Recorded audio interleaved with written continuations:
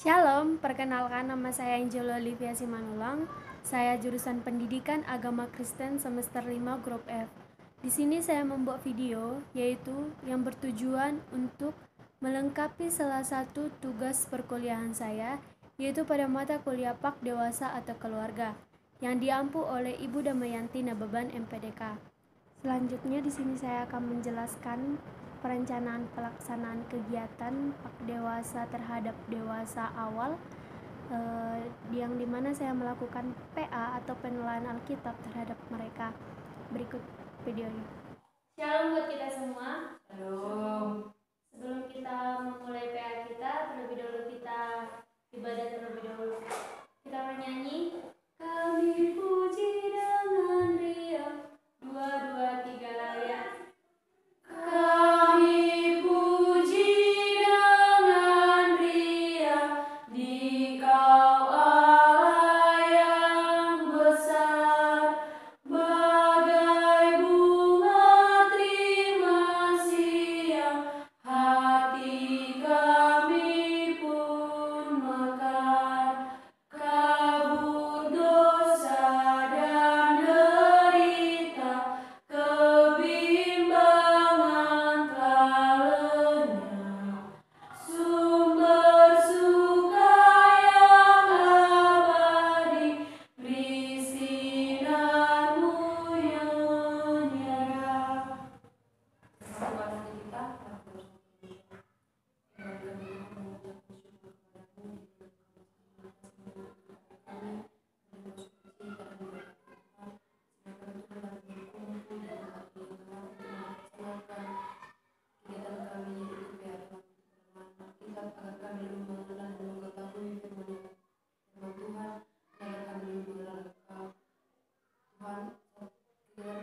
hati kita,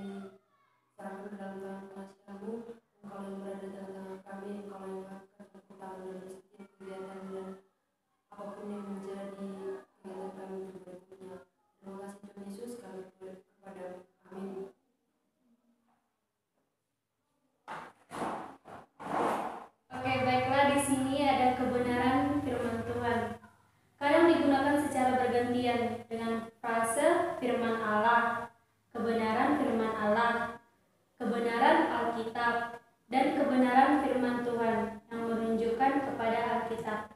Nah, sekarang kita masuk kepada topik permasalahannya. Menjadi permasalahannya yaitu ketika seseorang menerima Kristus sebagai juru selamat pribadinya, itulah baru awal dia menunjukkan kekristenannya. Sejak itu, ia harus memulai perjalanan kehidupan kekristenannya sebagai proses yang akan membawanya kepada kedewasaan yang rohani. Ia harus melaksanakan nilai-nilai Kristiani dalam aspek kehidupannya secara konsisten yang akan menolongnya bertumbuh secara rohani.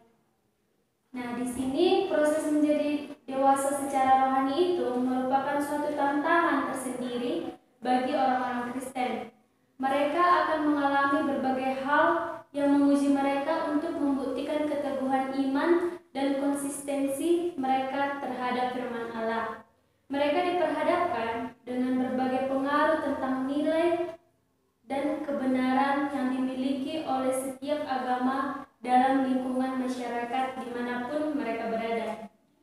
Masalah-masalah tersebut menyebabkan banyak orang Kristen sulit untuk menentukan mana yang benar dan mana yang salah, dan dapat membuat mereka ragu terhadap keputusan-keputusan rohani yang telah mereka miliki dalam kehidupan mereka.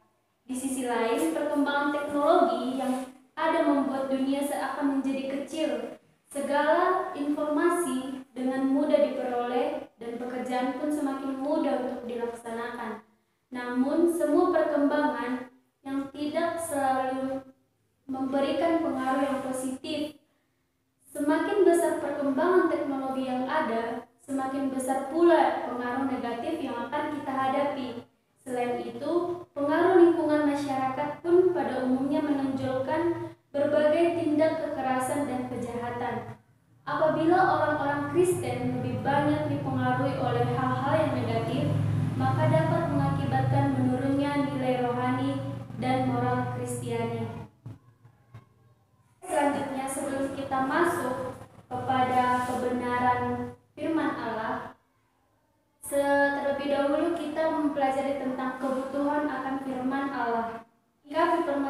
permasalahan yang sudah saya jelaskan tadi, maka orang-orang Kristen seharusnya memerlukan kebenaran Alkitab, yaitu firman Tuhan, untuk mentransform hidup mereka. Seperti yang tertulis dalam Yohanes 8 ayat 31-32, boleh kita buka. Salah seorang bisa membacakan untuk kita semua. Maka katanya kepada orang-orang Yahudi yang percaya kepadanya, "Jikalau kamu tetap dalam firman-Ku, kamu benar-benar adalah murid-Ku, dan kamu akan mengetahui kebenaran, dan kebenaran itu akan memerdekakan kamu." Ya, selanjutnya pada Mazmur 119 ayat 105. Firman itu berita bagi kakiku dan terang bagi jalanku. Ya, demikianlah isi firman Tuhan yang berarti di sini dikatakan firman itu sebagai pelita dan terang yang menerangi perjalanan hidup kita. Nah, walaupun Alkitab berisi informasi yang tua, tetapi kebenarannya tetap berlaku hingga pada saat ini. Karena Alkitab berbicara kepada seluruh manusia dalam segala zaman dan dalam segala kebudayaan. Eksistensi kebenaran firman Tuhan adalah kekal dan kegunaannya adalah menyeluruh. Karena Allah yang memberikan firman Allah yang kekal, Allah bagi semua manusia yang hidup dalam segala zaman serta lingkungan yang berbeda, dan firman-Nya adalah kebenaran bagi semua manusia. Nah, untuk itu orang-orang Kristen, siapapun mereka, dimanapun mereka berada, dan hidup dalam budaya apapun dia, harus menghidupi kebenaran Alkitab secara konsisten. Karena tanggung jawab utamanya adalah menjadi pelaku firman, bukan hanya menjadi pendengar yang baik. Sekarang kita masuk pada fungsi kebenaran firman Allah. Nah, seperti apa sih fungsi kebenaran firman Allah ini? Yang pertama yaitu sebagai jaminan. Sebagai jaminan yang didukung oleh Yosua 1 ayat 8, Mazmur 12. Di situ dikatakan Tuhan berfirman kepada Yosua bahwa Yosua harus merenungkan firman Tuhan atau Taurat siang dan malam. Merenungkan firman Tuhan yang dimaksud di sini adalah mempelajari firman Tuhan, memahami kebenaran yang terkandung di dalamnya, selalu mengingatnya, melakukannya dalam kehidupan, dan mengajarkannya kepada orang lain. Nah, orang yang cara hidupnya demikian disebut sebagai orang yang berhasil dan yang beruntung. Firman Allah adalah kebenaran yang dinyatakan Allah untuk membenarkan manusia dan menjadi standar kebenaran moral dan etika orang-orang Kristen. Yang kedua yaitu pemazmur juga menasihati umatnya bahwa mereka harus memiliki kesukaan terhadap Taurat Tuhan dan merenungkannya siang malam. Orang yang kesukaannya tentang Taurat Tuhan adalah orang yang selalu termotivasi untuk mengutamakan kehendak Allah di dalam kehidupannya. Tuhan menjamin keberhasilan hidup umatnya untuk yang secara konsisten melaksanakan firman-Nya. Kehidupan mereka digambarkan seperti pohon yang ditanam di tepi aliran air yang menghasilkan buahnya pada musim yang tidak layu daunnya, dan apapun yang mereka lakukan dibuat berhasil oleh Allah. Yang kedua, sebagai pelita. Seperti apa sih sebagai pelita itu? Kebenaran Alkitab berfungsi sebagai pelita yang menerangi kehidupan orang-orang Kristen agar mereka hidup dan berjalan ke arah yang lebih benar. Konsekuensinya, tentang firman Allah yang mereka miliki akan terpancar kepada orang lain melalui hidup mereka, sehingga orang yang mengalaminya pun akan dituntun untuk berjalan di jalan yang benar. Nah, fungsi yang ketiga dari kebenaran firman Allah yaitu sebagai senjata kebenaran. Cara yang digunakan Yesus untuk mengalahkan iblis adalah mengutip dari Perjanjian Lama sebagai penegasannya terhadap firman yang telah disampaikan Allah. Yesus melakukannya untuk menangkal tipu muslihat yang dilakukan iblis untuk menjatuhkan kewibawaannya sebagai anak Allah. Paulus juga mengajarkan bahwa firman Allah adalah ketopong keselamatan yang melindungi orang Kristen dari serangan para penguasa kegelapan. Firman Allah juga disebut sebagai pedang roh yang dapat digunakan sebagai alat penyeram atau senjata untuk mengalahkan roh-roh jahat dan para penghulu kegelapan. Yang menjadi fungsi keempat yaitu sebagai kebenaran. Firman Allah adalah kebenaran seperti yang tertulis dalam Yohanes 17 ayat 17 yang dinyatakan Allah untuk membenarkan manusia dan menjadi standar kebenaran moral dan etika orang-orang Kristen. Kebenaran Allah telah dinyatakan secara tertulis seperti yang kita lihat dalam Alkitab bagi semua manusia agar mereka dapat membacanya. Dengan membaca Alkitab, mereka akan memiliki pengenalan yang benar tentang Allah, mengetahui karya keselamatan yang dikerjakannya, serta mengenal dan melakukan kehendaknya agar mereka hidup berkenan kepadanya. Yang menjadi fungsi yang kelima yaitu sebagai kekuatan Allah. Injil adalah kekuatan Allah yang menyelamatkan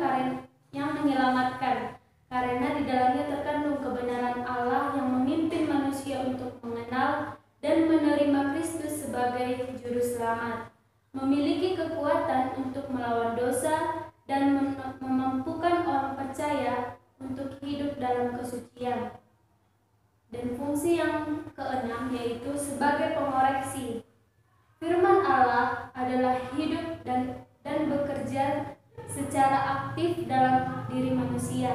Kekuatan firman Allah melebihi pedang bermata dua manapun yang mampu menghancurkan hati yang keras. Ketajaman firman Allah melebihi pedang bermata dua dimanapun itu yang mampu memasuki bagian yang paling dan dari kepribadian atau jiwa manusia untuk menghakimi, mengoreksi, dan menyadarkannya, termasuk di dalam pikiran serta sikap hati yang tidak diketahui orang lain. Tiba saatnya kita berdiskusi mengenai tentang kebenaran firman Tuhan, bahwasanya terdapat beberapa masalah tadinya. Salah satunya dalam masalah iptek, pengetahuan teknologi. Bahwasanya di situ ada pengaruh negatifnya dan juga ada pengaruh positifnya. Nah, bagaimana tanggapan saudara mengenai dampak iptek pada saat ini? Ada yang bisa jawab?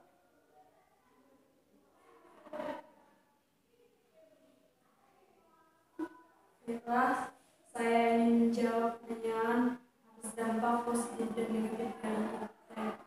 Dampak positif penggunaan iptek itu untuk memudahkan komunikasi, mendekatkan yang jauh, untuk lebih wawasan yang lebih tinggi dalam menggali informasi-informasi terkini. Dan dampak negatif dari penggunaan iptek itu satu, kurangnya pola pikir seseorang. Yang kedua, rasa malas menjadi dalam diri. Yang ketiga itu lupa waktu. Iya. Jadi beberapa dampak positif. Berarti kalau dia berdampak positif itu termasuk membantu kita. Nah, tetapi akan dampak negatifnya ini sangat berpengaruh buruk terhadap diri kita. Seperti yang pernah kita katakan, lupa waktu. Dan juga ada beberapa dalam iptek ini ada beberapa situs-situs yang tidak dapat pembelajarannya, seperti yang sudah kita tahu, kita sudah dewasa, bahwasanya di dalam iptek itu ada beberapa situs porno, ya, betul? Nah, saat kita membuka iptek, rasa malas kita juga muncul. Kenapa? Saat kita mengerjakan tugas, kita disuruh untuk menemukan jawaban dalam buku paket.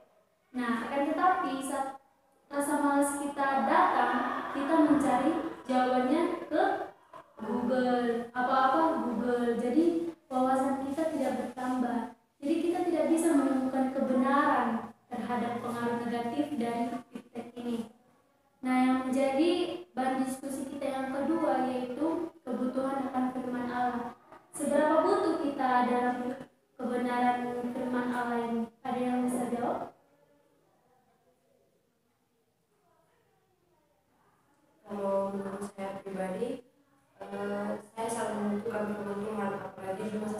ini yang semakin tahun maka usia daripada kita itu akan semakin bertambah, maka wawasan dari kita itu juga akan semakin bertambah. Nah, seperti yang dibahas tadi dalam diskusi yang pertama, bahwa iptek perkembangan teknologi yang dari tahun ke tahun semakin berkembang dan semakin memiliki banyak korban, karena tidak semua dapat memakai iptek itu dengan benar. Bahkan walaupun banyak dampak positif yang akan kita terima, yang akan kita dapat dari perkembangan teknologi, namun daripada kita, saya sendiri sering menyalahgunakannya. Contoh seperti handphone yang sekarang semakin canggih, itu merupakan perkembangan teknologi, di mana di handphone kita menggunakan HP, kita dapat mengakses beberapa aplikasi seperti Kirim Jemaat, Alkitab, Bible buku pendek, dan dengan membawa HP, kita sudah sebenarnya dengan di bidang positifnya kita sudah dapat menggunakannya dengan membaca firman Tuhan kapan saja, di mana saja, dan dalam situasi atau kondisi seperti apapun. Namun seperti yang kita tahu dan seperti yang sudah pernah saya lihat dan bahkan saya menjadi salah satu pelakunya, saya menggunakan HP itu dengan salah. Contoh, saya membawanya ke gereja di saat baik itu kebaktian kategorian atau kebaktian minggu. Saya tidak membawa Bible atau buku lagi atau Alkitab atau Kirim Jemaat, namun saya mau menggunakan HP. Namun karena rasa bosan yang saya miliki, bisa pada doa syafaat, warta jemaat, khotbah yang mungkin menurut saya tidak nyambung, dengan sigap jari-jari dari kita itu akan membuka aplikasi lainnya. Nah, di sana walaupun itu tidak begitu itu merupakan sisi negatif yang dapat dikatakan sering kita sepelekan. Kita tidak beranggapan bahwa itu adalah dampak negatif dari perkembangan teknologi. Namun itu hal yang sangat sepele namun penting. Jika kita semakin sering melakukan hal demikian, maka kita pun akan semakin terjauh dari Tuhan, dari kebenaran firman Tuhan. Nah, kalau seperti yang kita tahu sekarang ini, wawasan perkembangan teknologi sangat maju. Nah, di sini kita harus mampu, kuncinya adalah pada pribadi kita atau individu kita sendiri, di mana kita harus mampu mengatasi diri kita untuk melakukan atau mengikuti perkembangan teknologi. Jika kita tidak mengikuti perkembangan teknologi, maka kita akan gaptek, akan dilandasi oleh globalisasi yang ada. Namun bagaimana cara kita untuk tetap berada pada jalurnya, yaitu dengan yang tadi, dengan mengetahui kebenaran Tuhan, mengetahui bagaimana cara Tuhan untuk memberikan kita semua kehidupan. Dengan demikian maka kita dapat dengan perkembangan teknologi itu sebenarnya dapat membawa kita semakin agar kita tidak terjerumus dalam pengaruh negatif atau pergaulan bebas, kenakalan lainnya. Ya, otomatis dengan mengetahui kebenaran firman Tuhan, semakin mengikuti seperti ini PA, banyak diskusi yang dilakukan, maka dengan demikian maka pembatasan diri, penguasaan diri dalam diri itu ada. Jadi kebenaran firman Tuhan dengan iptek itu berkesinambungan, tidak dapat berkesinambungan, dapat dipisahkan, dapat dibedakan, namun akan selalu berjalan beriringan. Kalau tidak ada firman Tuhan, maka manusia akan semakin hancur. Namun tidak ada iptek, maka perkembangan wawasan kita terhadap kebenaran Tuhan pun akan segitu-segitu saja. Volume iman kita akan tetap segitu-segitu aja. Jadi kalau menurutku penting dan harus memang diikuti, dan yang terpenting adalah dengan firman Tuhan kita dapat menguasai diri kita untuk menjaga kita ke perkembangan teknologi atau iptek yang sekarang ini. Ya, sangat jelas sekali dari pendapat dari saudari bahwasanya iya benar, iptek itu sangat penting, tetapi tergantung kitanya yang memakainya. Seperti yang saya dapat simpulkan dari penjelasan Anda, berarti itu tergantung kebiasaan kita. Jika kita terbiasa membawa handphone ke gereja, di situ kita membuka Alkitab, buku NG, akan tetapi pas doa syafaatnya kita membuka aplikasi lain, itu karena kebiasaan tentang firman Allah ini atau tentang kebutuhan kita tentang firman Allah ini memang sangat penting. Karena kita tahu dari arti firman Allah itu adalah pelita, terang. Nah, berarti firman itu yang menerangi kehidupan kita. Firman itu yang mengarahkan kehidupan kita. Nah, berarti dapat kita simpulkan bahwasanya sangat penting sekali firman Tuhan ini untuk kita dan untuk juga kita pelajarinya. Nah, sebagai orang Kristen, entah siapapun kita, dimanapun kita, apapun pekerjaan kita, apapun kegiatan kita, kebenaran itu tetaplah benar. Nah, selanjutnya tentang fungsi kebenaran firman Tuhan ini, yang pertama tadi sebagai jaminan. Jaminan itu apa? Jaminan kehidupan kita untuk siapa? Untuk Allah. Nah, yang kedua yaitu sebagai pelita. Tadi sudah dijelaskan bahwasanya firman itu yang membawa, yang menerangi kehidupan kita, sebagai pelita, sebagai terang bagi kehidupan kita. Yang ketiga sebagai senjata kebenaran. Nah, jika tidak ada firman, apakah menurut saudari ada kebenaran? Tidak kan? Jadi jika ada firman, maka ada juga kebenarannya. Yang keempat yaitu sebagai kekuatan Allah. Nah, di kekuatan Allah ini yang menyelamatkan kita. Berarti kebenarannya yang menyelamatkan kita dari belenggu dosa. Untuk apa Tuhan Yesus diutus ke dunia ini? Untuk menyelamatkan kita kan? Nah, itulah kekuatan dari Allah. Selanjutnya sebagai pengoreksi. Pengoreksi ini bisa diapakan sebagai evaluasi, dikoreksi. Sudah seberapa jauh kita mengenal firman Allah ini? Sudah berapa banyak yang kita lakukan untuk membenarkan firman Allah ini? Apakah kita hanya sebagai pendengar saja tapi tidak melakukan? Nah, di sini kita diingatkan lagi untuk menjadi sebagai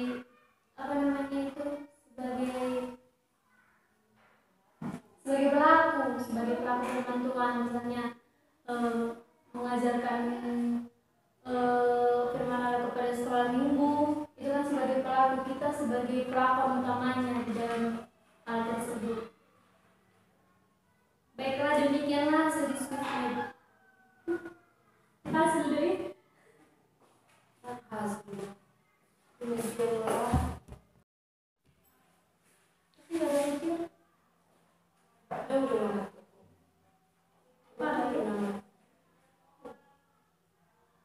Baiklah, demikian hasil diskusi kita mengenai PL untuk hari ini. Semoga kedepannya kita bisa melakukan apa yang kita pelajari untuk hari ini. Kita berdoa. Puji dan syukur kami panjatkan atas kehadiran Tuhan, atas hari ini Tuhan Yesus masih memberkati kami. Bapa yang baik, kami tidak selesai melaksanakan PL kami ya Tuhan. Karena Tuhan Yesus telah memberkati kami, memberikan kami menjadi pedoman dan pelita bagi kehidupan kami. Aktivitas kami selanjutnya kami serahkan dalam pengasihan Tuhan, dalam kasih setia kami berdoa dan mengucap syukur. Amin. Shalom untuk kita semua. Shalom.